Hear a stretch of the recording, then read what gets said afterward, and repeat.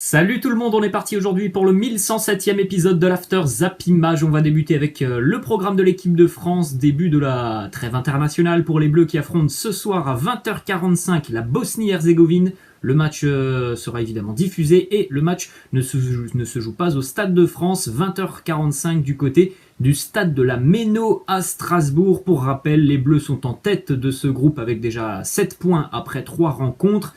Les Bosniens ne comptent qu'un point à l'heure actuelle et au match aller, l'équipe de France s'était imposée en Bosnie. On jette un coup d'œil à la composition d'équipe probable de l'équipe de France. Hugo Lloris dans les buts, en charnière, Raphaël Varane, Presnel Kimpembe, Jules Koundé, Lucas Digne. Au milieu de terrain, Paul Pogba, Thomas Lemar, Corentin Tolisso qui possiblement ne devrait pas débuter au final. Corentin Tolisso, victime d'une petite gêne musculaire, il ne devrait pas être aligné, Corentin Tolisso, et on retrouvera donc en attaque le trio Karim Benzema, Kylian Mbappé, Antoine Griezmann. On va continuer les amis avec évidemment encore une fois quelques informations mercato, puisque c'est officiel, le mercato estival est terminé. Donc encore quelques informations évidemment qui sont tombées hier dans les dernières heures.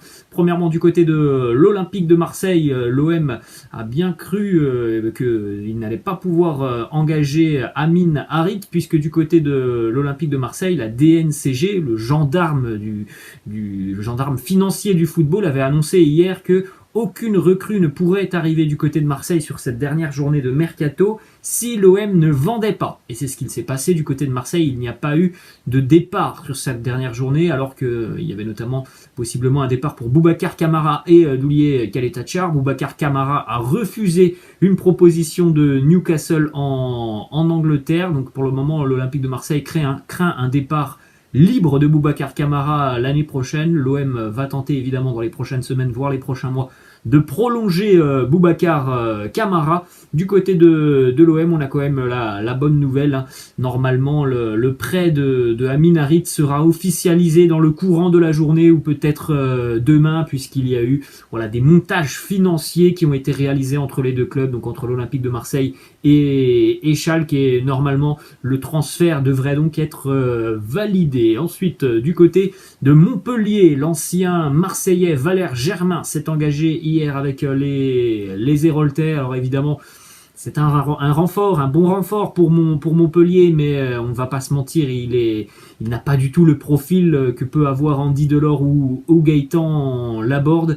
Donc voilà, ça a été compliqué pour Montpellier sur ces dernières journées de mercato. Ils ont perdu vraiment un duo exceptionnel.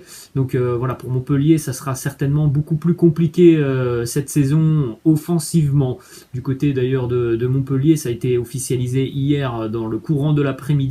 Après le départ d'Andy Delors il y a quelques jours, c'est Gaëtan Laborde qui s'est engagé du côté du Stade Rennais contre 15 millions d'euros. Donc voilà, numériquement, il est remplacé par Valère Germain. Du côté des Girondins de Bordeaux, les Bordelais étaient à la recherche d'un numéro 9 sur cette dernière journée de mercato. Ils pensaient d'ailleurs avoir trouvé la perle rare en la personne de l'attaquant égyptien Mohamed Mostafa. Malheureusement, il y avait un accord entre Bordeaux, Galatasaray et le joueur.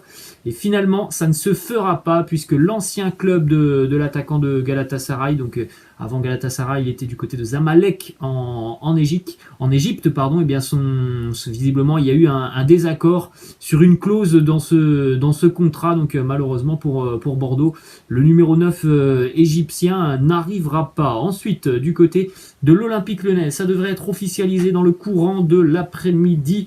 Jérôme Boateng, le défenseur très expérimenté du Bayern Munich, devrait s'engager avec l'OL. La visite médicale est prévue dans un petit peu plus d'une heure, à 15h du côté de Lyon. Donc si évidemment la visite médicale se passe bien, et bien Jérôme Boateng deviendra un joueur de l'Olympique Lyonnais. Direction le Stade Rennais.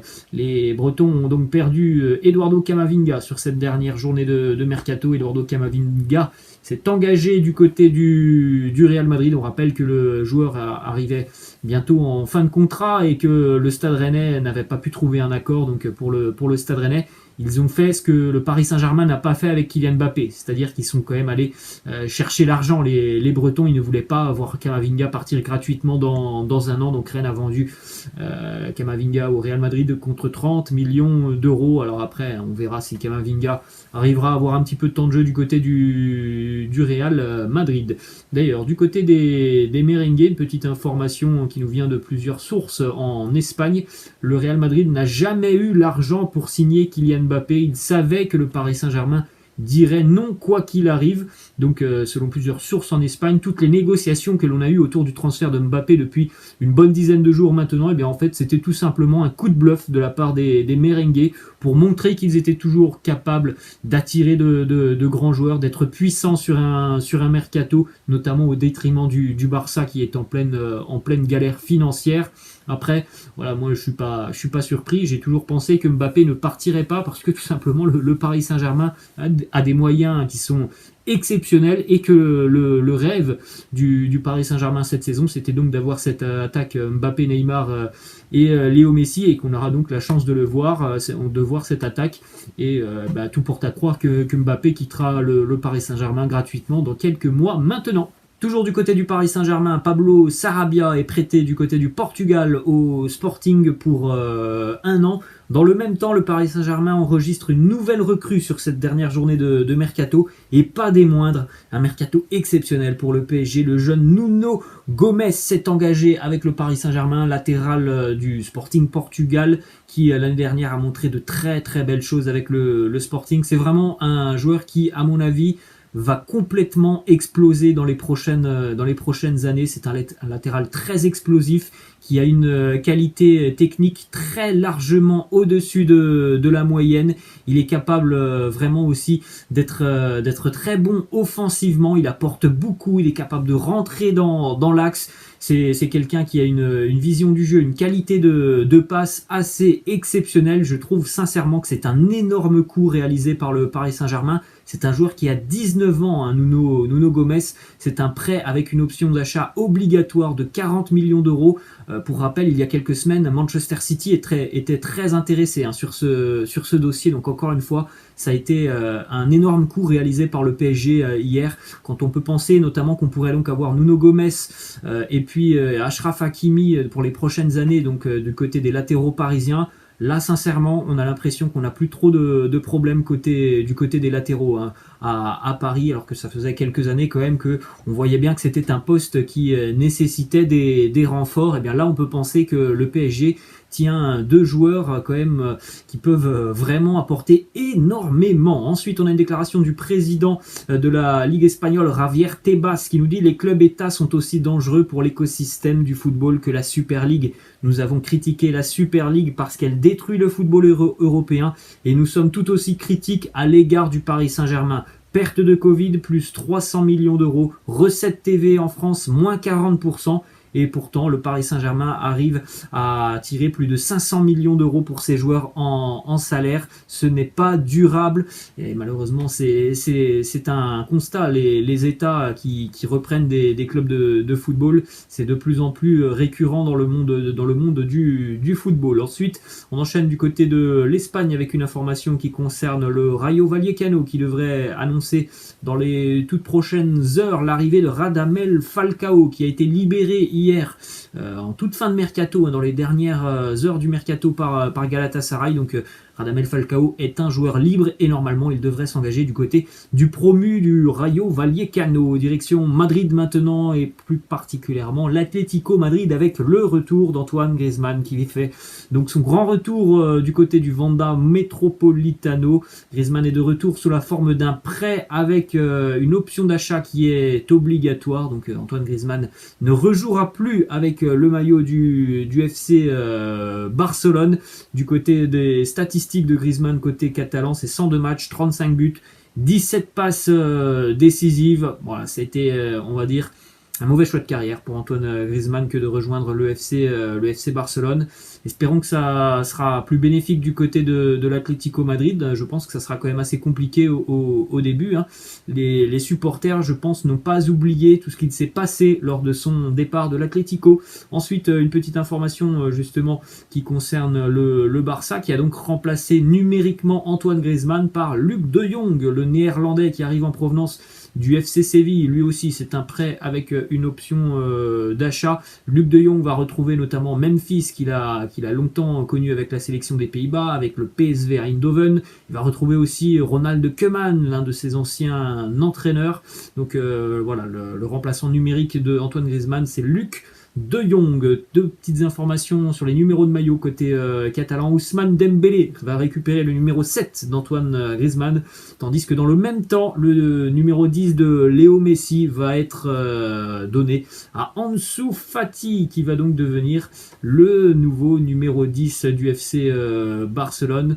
Voilà, du côté de Barcelone, on peut voir ça comme une passation de pouvoir. Hein. Léo Messi qui quitte le club et le numéro 10 est donné à Ansu Fati, ce qui veut dire grossièrement que Ansu Fati est vraiment l'homme clé du Barça sur lesquels le club catalan espère s'appuyer pendant encore de nombreuses années. On jette un coup d'œil, les amis, au mercato catalan. Les 3 plus grosses recrues du Barça. Philippe Coutinho, 160 millions d'euros. On va pas se mentir, c'est un échec. Ousmane Dembélé, 147 millions d'euros. Un demi-échec, même si voilà, depuis quasiment un an maintenant, ça va quand même beaucoup mieux pour Ousmane Dembélé. Mais on rappelle aussi que lors de son arrivée du côté de Barcelone, il y a eu pas mal de soucis pour Dembélé, notamment à cause de son hygiène de vie, de ses nombreuses blessures. Et la troisième, Antoine Griezmann, 120 millions d'euros, c'est un échec. Comme quoi, la preuve que mettre de l'argent sur certains joueurs, ce n'est pas toujours une très bonne idée. Quand voilà, le travail n'a pas été réalisé d'une belle manière sur le mercato, il faut aussi penser à l'adaptation de ces joueurs dans un style de jeu.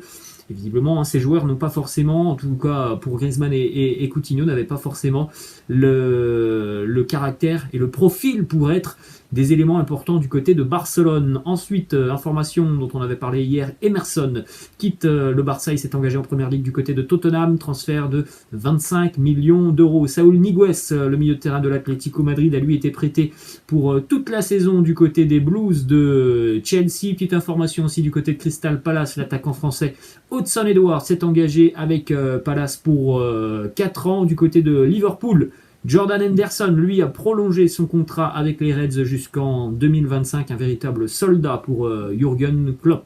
On va en Allemagne maintenant avec une information positive du côté du Bayern Munich. La prolongation de contrat de Leon Goretzka sera annoncée juste après la trêve internationale. Très bonne nouvelle pour les Bavarois qui ont prolongé il y a une quinzaine de jours Joshua Kimmich, et donc d'ici une petite dizaine de jours, normalement, Leon Goretzka devrait lui aussi prolonger avec le Bayern. Une déclaration de Kingsley Coman sur son avenir, il nous dit: je ne sais pas ce que je veux dans 5 ans, donc tout est possible, mais pour rester au plus haut niveau et gagner le plus de titres, le Bayern est l'un des clubs où l'on peut le faire. Il y a toujours des négociations du côté bavarois sur une éventuelle prolongation de contrat pour Kingsley Coman. Ensuite, continue du côté du RB Leipzig, officialisation. Le jeune espoir du FC Barcelone, Ilex Moriba, s'est engagé avec le club allemand contre 16 millions d'euros plus 6 millions d'euros en bonus. Donc voilà, la grosse perte comme aussi côté catalan, un joueur qui a été formé du côté de la Masia et qui s'en va prématurément. Et on va terminer cet épisode, les amis, du côté de l'Italie avec l'officialisation du retour de Moïse Kean du côté de la Juventus. L'attaquant italien revient sous la forme d'un prêt de 2 ans avec une option d'achat obligatoire estimée à 28 millions d'euros. Moïse Kean qui aura certainement beaucoup plus de temps de jeu avec notamment le départ de Cristiano Ronaldo. Et on termine avec cette information qui concerne Franck Ribéry qui aurait donné son accord hier au Hellas Vérone. Il s'entraîne déjà depuis quelques semaines du côté de Munich dans les installations du Bayern. Il est toujours sans club, il est libre de tout contrat, il est libre de s'engager où bon lui semble, Franck Ribéry, et normalement il devrait donc retrouver la Serie A avec le Hellas Vérone. Voilà les amis, la fin de cet After Zap Image. J'espère que ça vous a plu. N'hésitez pas comme d'habitude à lâcher un petit pouce bleu. Je vous laisse et je vous dis à la prochaine. Ciao.